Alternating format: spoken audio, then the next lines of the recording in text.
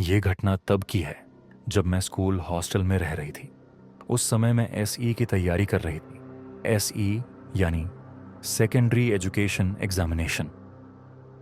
हर किशोर के स्कूल जीवन में ये एक महत्वपूर्ण हिस्सा होता है, क्योंकि यही तय करता है कि हम कॉलेज में कौन सा विषय चुनेंगे।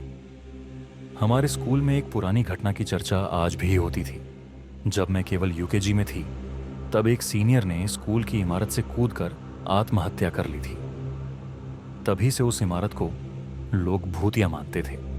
उस समय से उस इमारत के बारे में कई कहानियां सुनाई जाती थीं।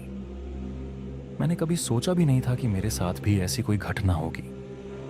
लेकिन फिर एक दिन ऐसा हुआ जिसने मेरी और मेरी दोस्त की जिंदगी का नजरिया हमेशा के लिए बदल दिया। इस घटना के बारे में बात करते हुए आज भी हम दोनों के रोंगटे खड़े हो जाते हैं। हमारे हॉस्टल में हमें केवल 2 दिन, मंगलवार और शनिवार को नहाने की इजाजत थी। इन दिनों सभी बाथरूम्स खचाखच भरे रहते थे। पूरे हॉस्टल में केवल 4 बाथरूम थे, 2 लड़कियों के लिए और 2 लड़कों के लिए। हमारे हॉस्टल में बहुत सारे छात्र रहते थे और उन 4 बाथरूम्स में नहाना किसी जंग जीतने जैसा था। उस दिन भी ऐसा ही एक व्यस्त दिन था। हम दोनों ने सोचा कि चलो आज बाल धो लेते हैं, लेकिन जब हम गए तो लड़कियों के बाथरूम पहले से ही भरे हुए थे। हमारे पास केवल 2 घंटे का ब्रेक था, समय कम था और कोई और विकल्प नहीं दिख रहा था। इसलिए हमने तय किया कि हम लड़कों के बाथरूम में चले जाएंगे, क्योंकि वो खाली था। उस इमारत में उस समय केवल 4 लोग थे।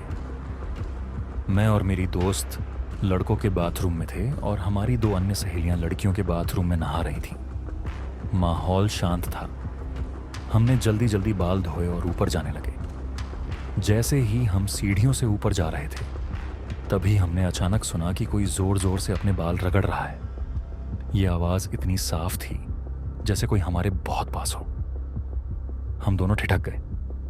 पहले तो लगा कि शायद हमारे दोस्तों की शरारत होगी, लेकिन फिर याद आया कि हमारी दोनों सहेलियां अभी भी लड़कियों के बाथरूम में हैं। उस समय पूरी इमारत में हमारे अलावा और कोई नहीं था। आवाज लगातार तेज होती जा रही थी। हम दोनों ने एक दूसरे की तरफ देखा और बिना कुछ सोचे समझे अपनी सारी चीजें वहीं छोड़कर भाग खड़े हुए। हमारी टांगें कांप रही थीं। भागकर जब हमने अपनी सहेलियों को यह बताया तो वे भी हैरान रह गई। उन्होंने बताया कि वे तब तक बाथरूम में थीं और उन्हें किसी और की मौजूदगी का एहसास नहीं हुआ। उस दिन के बाद हमने कभी उस इमारत में जाने की हिम्मत नहीं की। वह आवाज आज भी हमारे कानों में गूंजती है। क्या वह सच में कोई आत्मा थी या हमारी कल्पना? ये सवाल हमारे दिल और दिमाग में हमेशा के लिए बस गया। ये कहानी सिर्फ एक अनुभव नहीं, बल्कि ये याद दिलाती है कि कभी कभी जो चीजें हम देख नहीं सकते, उनका अस्तित्व हमसे ज्यादा करीब हो सकता है। अगर आपके साथ भी ऐसा कुछ हुआ है तो हमें अपनी कहानी जरूर बताएं। कौन जानता है, आपकी कहानी भी किसी के रोंगटे खड़े कर दे।